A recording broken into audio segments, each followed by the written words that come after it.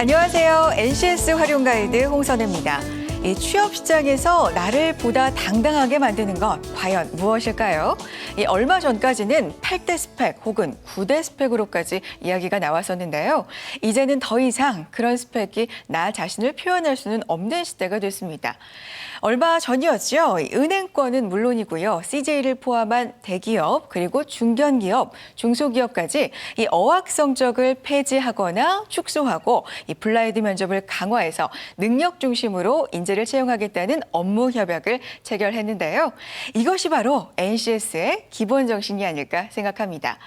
자, 능력으로 취업하는 시대, 저희 NCS 활용 가이드와 함께 하시면 좀 더 수월해지지 않을까 생각이 드는데요. 자, 그 첫 번째 시간은 NCS란 과연 무엇인가 알아보는 시간입니다. 그중에서도 오늘은 직업 기초 능력에 대해서 알아볼 텐데요. 지금부터 함께 하시죠.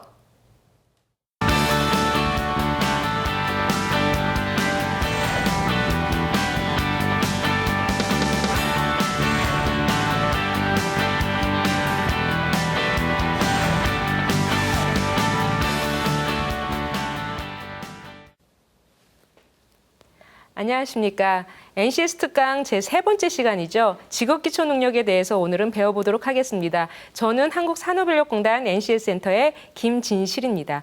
강의에 앞서 한 기사를 한번 보시겠습니다. 국어 수학도 직업 중심으로 배워요라는 기사가 있습니다. 지난해 한 특성화고등학교에서 2학년 학생들이 직업기초능력 평가라는 생소한 시험을 봤다고 합니다. 늘 보던 학업 성취도 평가 대신 치른 시험이었는데요. 국어, 영어, 수학 등 학업 성취도 평가 과목은 같았지만 내용은 상당히 달랐다고 합니다. 국어의 경우 고객과의 전화 대화를 들려주고 필요 서류를 안내하거나 회의 내용을 보고 기획, 방향의 핵심을 짚어내는 문제들이 나왔다고 하고요. 수학 시험에서는 물품 대금을 청구하거나 판매 수익을 계산해 보도록 했다고 합니다. 직업 현장에서 필요한 의사소통, 계산, 문제 해결 능력을 보는 문제들이었다고 하는데요. 한 학생은 처음 겪어보는 시험이라 무척 어려웠다 하면서도 이런 평가를 자주 연습하다 보면 취업할 때 도움이 많이 될 것 같다라면서 만족감을 표시했습니다. 강의 내용은 능력에 대해서 다시 한번 점검을 해보겠고요. 거기서 이제 직업기초 능력의 개념, 그리고 이 직업기초 능력이 미래 사회에서 왜 중요한지 설명을 드리도록 하겠습니다. 그리고 직업기초 능력에 대해서 우리나라가 그동안 어떻게 연구를 해왔는지에 대한 역사를 설명을 드리겠고요. 직업기초 능력의 영역, 그리고 앞으로 직업기초 능력의 평가를 어떻게 할지 설명드리도록 하겠습니다. 우리가 얘기하는 능력이라고 하는 것은 이제 일을 잘하는 능력인데요. 여기서 능력은 직업기초 능력과 직무 수행 능력 두 가지를 함께 생각을 해보셔야 됩니다. 첫 번째 직업기초 능력은 지난번에 말씀드렸듯이 저 사람이 일은 참 잘하는데 사람이 참 별로야. 인성적으로 참 저 사람은 별로야. 라고 할 때 그 인성적이라는 부분을 직업기초 능력이라고 이해를 하시면 될 것 같고요. 저 사람은 참 좋은데 참 일은 못해. 성과는 별로 안 나. 그 부분을 이 직무 수행 능력, 특정 그 기술 능력, 전문 능력이라고 생각하시면 될 것 같습니다. 그 직업 생활에서 아주 성공적으로 그 사람이 저 사람 일도 잘하고 성격도 좋아라고 얘기를 들으려면 이 두 가지가 같이 어우러져서 성과가 나야 되는데요. 먼저 오늘은 이제 직업기초 능력에 대해서 보다 심층적으로 설명을 드리겠습니다. 근데 많은 분들이 헷갈려요. 기초? 그럼 기초면 베이직? 그러면 나는 4년제 대학생인데 기초는 어렸을 때 초등학교 때 배우는 거 아니야? 나는 필요 없겠네라고 생각을 하시기도 하는데요. 여기서 기초는 아주 베이직한 기초가 아니라 근간이 된다. 이 파운데이셔널. 이제 기본이 된다라고 생각을 하시면 될 것 같습니다. 즉, 이제 세계 최고의 인재들은 왜 기본에 집중할까라는 굉장히 유명한 그 저서가 있는데요. 기본이 안 된, 저 사람 참 기본이 안 됐어. 기본이 안 된 지원자를 과연 이제 그 기관에서, 아니 기업에서 채용을 할까요? 그러니까 기본이 안 된 사람들은 모든 것도 할 수 없다라고 생각을 합니다. 아무리 스펙이 높고 아무리 점수가 높다고 하더라도 저 사람 기본이 안 됐어라고 하면 모든 게 다 끝난다는 거죠. 또한 기본은 직무자라면 일을 하는 직업이라면 반드시 코어, 이센셜, 반드시 갖춰야 할 능력이라고 할 수 있습니다. 그리고 그 기본은 조직과 직무에 따라서 약간 내용과 수준은 다를 수 있지만 그래도 기본적으로는 이 정도는 갖춰야 된다 하고 이제 국가 차원에서는 어느 정도 제시하는 게 바로 직업 기초 능력 10개 영역의 구체적으로 34개 하위 영역입니다. 다시 얘기해서 직업 기초 능력의 개념은 아주 베이직한 그런 개념이 아니라 모든 직무자, 일을 하는 사람들에게는 공통적이고 핵심적인 능력이라고 이해를 하시면 될 것 같습니다. 아나운서가 됐던 공무원이 됐던 아니면 여기 계시는 방송 서비스를 하시는 분들이라도 누구나 다 일을 하는 사람이라면 공통적으로 갖춰야 될 능력, 기본적으로 갖춰야 할 능력이라고 생각하시면 될 것 같습니다. 그럼 왜 기초라고 했냐? 공통 능력이라고 하지. 직업 공통 능력이라고 하던가 아니면 직업 기본 능력이라고 하지 왜 기초 능력으로 해서 헷갈리게 하냐라고 이제 누가 질문을 하실 수가 있는데요. 이 부분도 사실 역사가 있어요. 그 내막이 있는데 공통 과목 교육부에서 우리가 이제 운영 공통 과목 이런 게 있어서 직업 공통 능력 하면 이게 좀 어휘상 헷갈릴 수 있다 이런 의견도 있었고 많은 전문가들의 의견을 통해서 이제 협의를 통해서 직업 기초 능력이라고 사실은 그때서부터 이제 예전부터 설정을 해 왔습니다. 해외에서도 마찬가지로 직업 기초 능력이 굉장히 중요한데요. 미국의 스캔스 보고서라가 있습니다. 이것은 이제 미국에서 교육 개혁에 가장 이제 혁신을 하겠습니다라고 스캔스 보고서를 이제 국가에 제출을 했다는 건데 이건 1990년대에 굉장히 유명한 보고서입니다. 직업 기초 능력의 개념을 졸업생이 작업 환경에 적응하기 위한 아주 기본적인 기술이면서 직무 현장 능력이라고 이제 그 정의를 내렸습니다. EU, 유럽 연합에서도 개인이 직업 생활에 필요한 기술과 이제 생애학습이라는 것은 전 생애에 거쳐서 평생학습이라고 이해를 하시면 될 것 같고요. 평생학습과 이제 훈련을 통해서 얻어지는 능력. 꼭 이제 학교 다닐 때만 딱 배우고 끝. 나는 이제 기초 능력, 기본 능력 끝. 이게 아니라 계속적으로 살아가면서 이렇게 진화될 수 있고 배울 수 있는 능력이라고 합니다. 그리고 유명한 석학들도 그렇잖아요. 이제 그 사람이 모르는 게 죄가 아니라 배우지 않는 게 이제 죄라고 할 수 있을 정도로 앞으로 평생 그 사람이 직장 생활이든 살아가는 데 있어서 꼭 필요한 공통된 능력이라고 할 수 있습니다. OECD에서는 노동시장에서 성공적이며 효과적인 참여와 개인의 행복을 인식시킬 수 있는 능력 개발과 현대 생활의 복잡한 문제들에 대응할 수 있는 능력으로 정의를 했습니다. 직업 기초 능력. 그래서 결론적으로 얘기하면 직업 기초 능력이라는 것은 대부분의 직종에서 직무를 성공적으로 수행하는 데 필요한 공통적인 능력이라고 할 수가 있습니다. 직업 기초 능력은 그럼 앞으로 왜 점점 더 중요해질까요?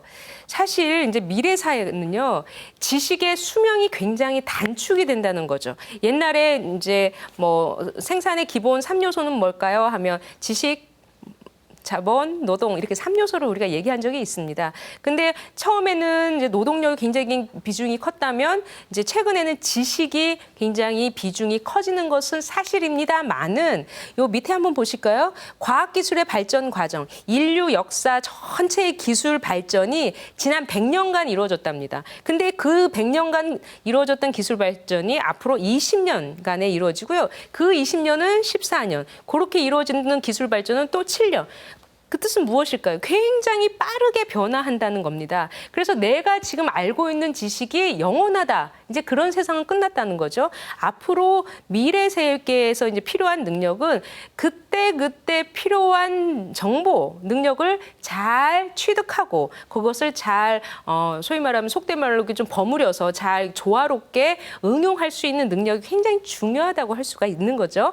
또한 산업구조 변화 기술의 융복합화. 앞으로는 뭐 이제 로봇, 융복합 기술, 그다음에 IT, BT, NT 이런 게 같이 다 로봇하고 이제 어우러져 가지고 지금 모든 게 합쳐지는 그런 시대가 된 거예요. 그러니까 정형화된 학문적인 트랙, 학문적인 뭐 교과서적 이것만 알면 나는 대학 갈 수 있어. 이것만 알면 내 시험에 통과해. 그게 아니라는 거죠. 언제 어느 순간 문제가 발생될 수 있다 이런 말씀입니다. 그래서 그 문제가 발생됐을 때 당황하지 않고 문제의 원인을 정확하게 파악하고 문제의 대안들을 잘 찾아내서 최선의 대안을 선택할 수 있는 능력, 그런 문제 해결 능력들이 앞으로는 더 중요할 수 있다는 거죠. 예전에는 많은 양을 알아서 저 사람 많이 안다. 그 사람 능력 있다라고 할 수 있겠지만 많이 안다고 해가지고 앞으로는 그 사람이 능력 있다고 할 수가 없는 거죠. 그 아는 지식들을 어떻게 응용하고 그리고 예상치 못한 문제가 발생됐을 때 정말 기존에 내가 문제가 이제 지금 발생된 문제를 기존에 내가 갖고 있는 지식에서 해결할 수 없다고 하면 뭐 이제 뭐 해결하지 못하면 굉장히 어려움에 처할 수가 있는 거죠. 근데 앞으로 이제 중요한 능력은 당황하지 말고 정말 그 문제가 뭘까? 왜 이런 문제가 발생됐을까? 다양한 루트를 통해서 정보를 찾아서 해결할 수 있는 능력이 더 중요하다고 할 수 있습니다. 또한 옆에 보실까요? 평생 직장이 이제 평생 직업으로 된다. 이거는 굉장히 많이 들으셨을 거예요.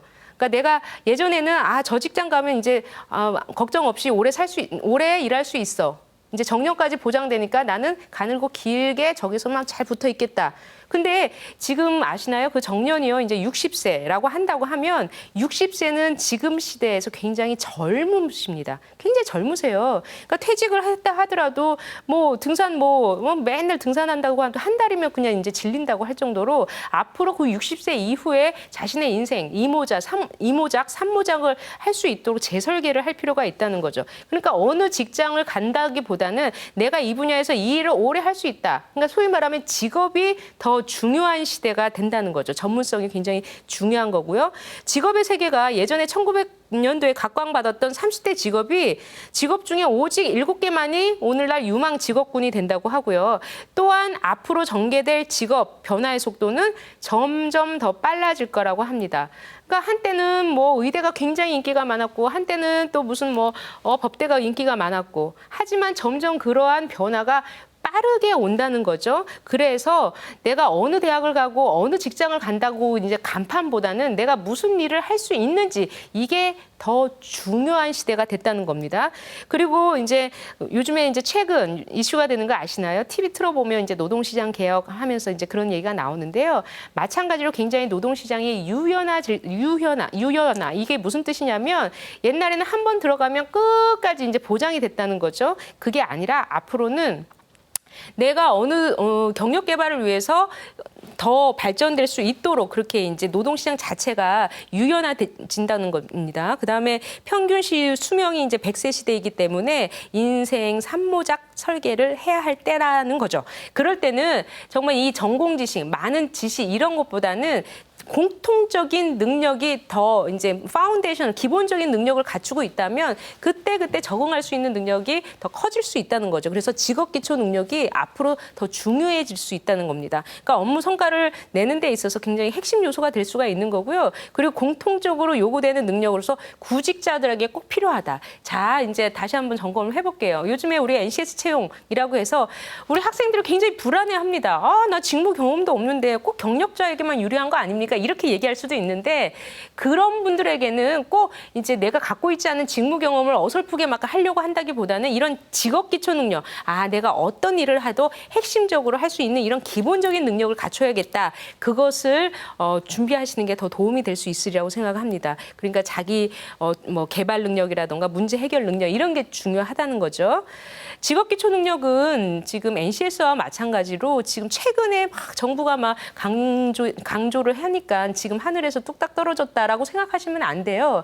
이것도 탄탄하게 이론적 배경이나 많은 전문가들이 연구를 하는 그 기본에 의해서 여기까지 발전된 것입니다. 처음에는 1997년도에 그 사람에게 공통적으로 핵심적으로 필요한 직업 기초 능력을 한번 인증해 보자라고 하는 연구가 1997년도에 있었습니다. 그러다가 2000년대 초반에 NCS를 시작하면서 같이 직업 기초 능력 연구가 막 활발히 됐었어요. 특히 2003년도에 정말 우리나라 직업인들에게 필요한 직업기초 능력이 뭔가 한번 이것을 추출해보자 해서 영역 연구를 했어요. 그러니까 그 당시에 인사 담당자들한테 다 많은 인사 담당자들한테 물어봤습니다. 과연 신입사원들한테 정말 필수적으로 필요한 능력이 뭡니까? 라고 물어봤더니 다른 거 다 필요 없어. 인성만을 좀 갖추고 왔으면 좋겠습니다. 이렇게 대답하신 분들이 거의 80~90%였어요. 그래서 과연 그 인성이 뭘까? 막 이제 연구자들이 고민을 하다가 해외 사례를 다 봤죠. 아까 미국의 스캔스 보고서뿐만 아니라 EU, 그 영국, 그다음에 호주 그런데 다 보니까 키 스킬, 파운데이셔널 스킬, 코어 컴피턴시 하면서 그 핵심적이고 공통적인 능력이라고 뽑아놨더라고요. 거기서 가장 기본적인 게 뭐 커뮤니케이션 스킬 아니면 뭐 프로블럼 솔빙, 문제 해결 능력 같은 그런 스킬, 또한 대인관계 능력이라는 것은 인터퍼스널 스킬이라고 해서 다른 사람과 내가 어떻게 지금 관계를 맺어야 하는지, 그다음에 뭐 리터러시, 그러니까 문해 능력, 책을 읽을 수 있는 능력, 뉴머러시라고 해서 수리 능력, 이런 게 다 있더라는 거죠. 그래서 그걸 기본으로, 이론적 배경을 기본으로 우리에 맞게끔 뭐 설문조사도 하고 다양한 연구를 통해서 총 10개의 지금의 이제 10개의 34개 하위 영역이 도출된 거예요. 그러다가 그러면 이렇게 도출만 됐으면 뭐냐? 한번 이것을 구체화시켜서 한번 교재로 만들어 보자라고 해서 2005년부터 1년에 3개, 나머지 해에는 이제 4개 해가지고 총 10개의 영역에 대해서 교수자용 이제 선생님들이 가르칠 수 있는 매뉴얼하고 학습자, 그러니까 학생들이 스스로 공부할 수 있는 워크북 2종류 해서 총 20권을 만들었습니다. 그러다가 이제 그 이후에도 이것을 어떻게 자격화도 해볼까 이제 그런 연구도 하다가 여기까지 온 거죠. 최근에 공공기관 채용할 때 NCS로 채용을 하는데 거기서 직업기초 능력을 한번 먼저 보겠다. 이제 이런 게 지금 최근에 이슈가 되는 내용입니다. 그리고 아까 언론기사에서 보셨을 때 특성화고등학교에서는 이미 직업기초능력 평가 시험을 한번 해보고 있는 거죠. 왜 이게 나왔냐면 한 2013년이었죠. 한 몇 년, 2년 전, 3년 전에 기업에서 이제 직업기초 능력이 국가가 한번 공인된 그런 능력을 갖춘 인재를 한번 선발해보고 싶다라고 기업에서 니즈가 있었습니다. 또한 이렇게 기본적으로 조금 이런 직업기초 능력을 갖춰놔야 나중에 입직하고 회사에 들어오고 나서도 재교육하는 기간이 좀 짧아지지 않겠냐라고 하는 거였죠. 그리고 학교에서도 너무 지식 위주의, 특히 특성화고등학교는 직업교육, 직업인을 양성하는 그런 학교인데도 불구하고 교과 내용이 다 지식 위주의 방대한 내용이었다는 거죠. 또한 그 학생들의 수준과 특성에 맞지도 않았고, 그러니까 다양한 문제가 있어서 한번 직업기초 능력을 평가를 해보자 해서 이제 그 시범적으로 했습니다. 하지만 10개 영역 34개를 다 본 것은 아니고요. 기본적으로 의사소통 능력, 문제 해결 능력, 수리 능력 이런 거를 봤습니다. 그래서 학생에게는 정말 직업의 세계를 익숙하게 할 수 있도록, 그러니까 예전에 이제 지금 요즘 학생들이 가장 당황한 게 내가 직무를 어떻게 알아? 난 그런 경험도 없는데 직업의 세계에서 어떻게 돌아가는지 나는 알 수가 없는데 라고 이런 그런 어려움이 있지 않습니까? 하지만 이제 그 특성화고등학교 학생들은 직업 세계가 이렇구나. 전화도 받을 줄 알아야 되고 물품 대금도 이렇게 해야 되고 고객과는 이렇게 해야 되겠구나라는 것을 문제를 통해서 좀 익숙해질 수 있도록 그런 효과가 있는 거고요. 학교 차원에서는 직업기초 능력을 해놨기 때문에 어떤 직업을 주던 간에 가장 기본적이고 공통적이고 핵심적인 능력을 학생들한테 키워줄 수 있는 그런 기반이 된 거죠. 그리고 기업도 역시 국가에서 이런 평가를 해주니까 도움이 된다. 이런 효과가 있습니다. 근데 아까 얘기했듯이 이제 영역이 3영역밖에 없었는지 아무튼 굉장히 지금 10개, 34개를 다 커버하지는 않았습니다. 그래서 이 부분도 지금 좀 더 발전될 수 있도록 지금 저희 정부 차원에서 그 협의를 하고 있는 거로 지금 알고 있습니다.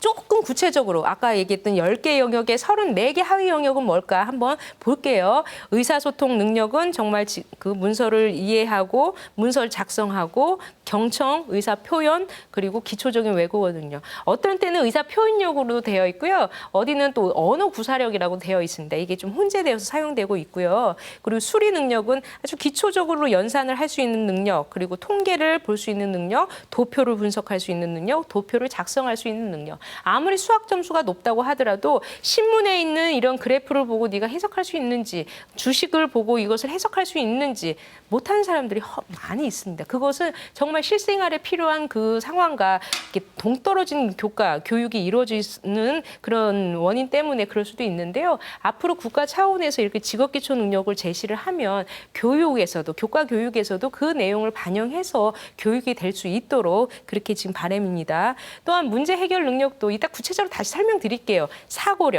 사고력이면 정말 내가 비판적으로 저 사람 사고할 수 있는 능력, 창의적으로 사고할 수 있는 능력, 문제 처리 능력, 아까 얘기했듯이 정확하게 문제의 원인 파악해서 대안을 찾아낼 수 있는 그러니까 어떤 사람들은 정말 진짜 저 사람이 능력이 있는지 예전에는 많이 알면 능력이 했다고 하지 않았습니까? 하지만 최근에는 어디에 내놔도 잘 적응할 수 있는 능력, 어떤 문제가 발생돼도 잘 해결할 수 있는 능력, 이게 더 뛰어나다는 거예요. 자, 보시죠. 지금도 NCS 채용이라는 게 작년에 공공기관 박람회에서도 나오지 않았는데 갑자기 지금 굉장히 이슈가 돼서 이제 부각이 됐습니다. 근데 사실 이것도 인생에 있어서 문제라는 거죠. 하지만 어떤 학생들은 그래?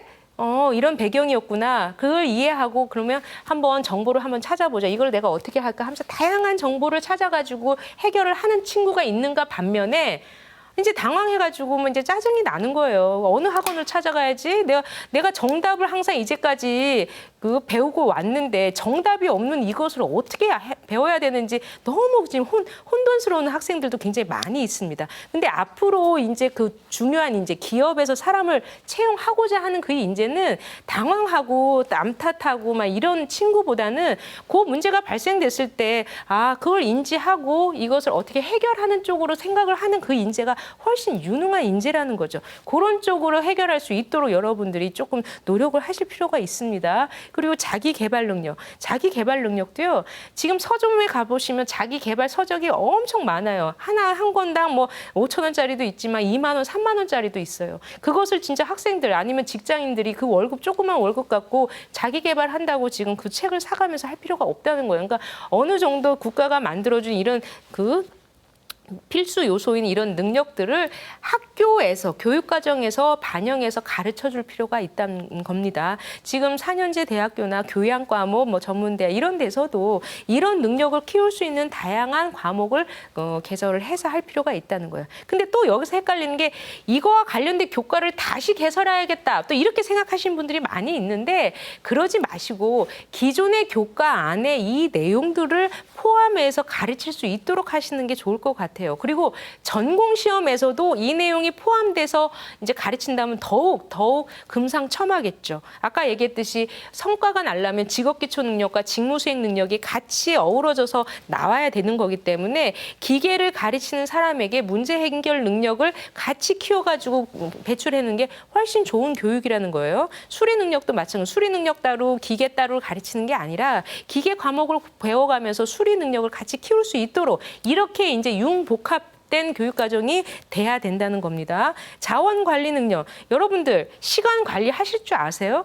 예산 관리, 돈. 지금 빚 없는 사람이 거의 없을 정도로 이것을 체계적으로 우리가 배워본 적이 없어요. 저도 스트레스 받으면 이게 클릭해서 과소비하고 그것을 어떻게 컨트롤해야 할지, 내가 주어진 용돈을 이것을 어떻게 컨트롤하고 내 자산과 부채를 어떻게 관리해야 될지 체계적으로 배워본 적이 없습니다. 앞으로는요, 이게 시간 관리나 예산 관리를 이렇게는 확실하게 해야 된다고 국가가 제시를 했기 때문에 그런 것을 반영해서 교육 과정에서 수업이 이루어지고 자녀 교육에서도 그런 수업이 이루어질 수 있도록, 교육이 이루어질 수 있도록 하면 참 좋을 것 같다는 생각이 들어요. 물적 자원도 보세요. 지금 볼펜도 널러 다니는 게 굉장히 많고요. 인적 자원도 요즘에 네트워크가 굉장히 중요하다고 하지만 내 주변에 있는 인적 자원들을 어떻게 관리해야 될지를 체계적으로 배워본 적이 저도 없습니다.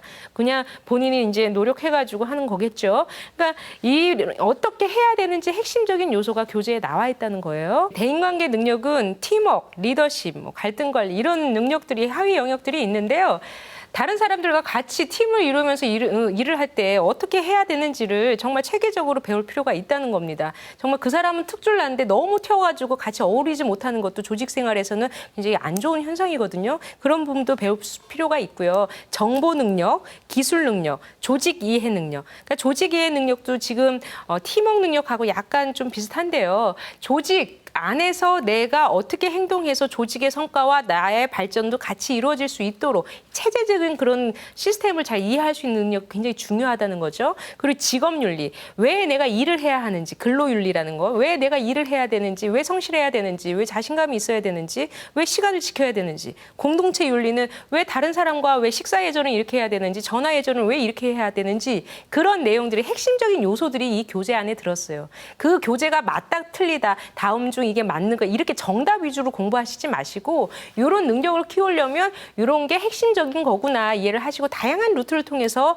그 능력을 키울 수 있도록 하실 필요가 있다는 겁니다. 앞으로 이제 직업기초 능력 평가는 실제 기존의 인적성 검사 그리고 우리 대기업에서 여러분들 적성 검사 공부 대기업을 취업을 위해서 적성 검사 공부를 많이 하셨을 거예요. 근데 그 적성 검사 안에서도 뭐 언어, 수리, 추리 뭐 이렇게 핵심적인 건 있겠지만 직업기초 능력은 그보다도 더 정말 국민으로서 직업인으로서 필요한 능력을 세계적으로 도출한 거기 때문에 그거랑 별개다라고 생각하시지 마시고 그거 공부하셨으면 조금 더 심화한 내용으로 이런 게 더 있구나라고 이해를 하실 필요가 있는 거예요. 그리고 기존의 인적성 검사하고 달라진 것은 기존의 인적성 검사도 빠른 시간에 많은 내용을 풀어야만 이 사람 점수가 더 높게 나오는 그런 시스템입니다. 하지만 앞으로는 그런 시스템보다는 정말 직무 상황을 주어지고 그 직무 상황 안에서 조금 생각을 하는 거예요. 생각을 하고 판단을 할 수 있는 능력을 위주로, 그러니까 능력 위주로 더 본다는 거죠.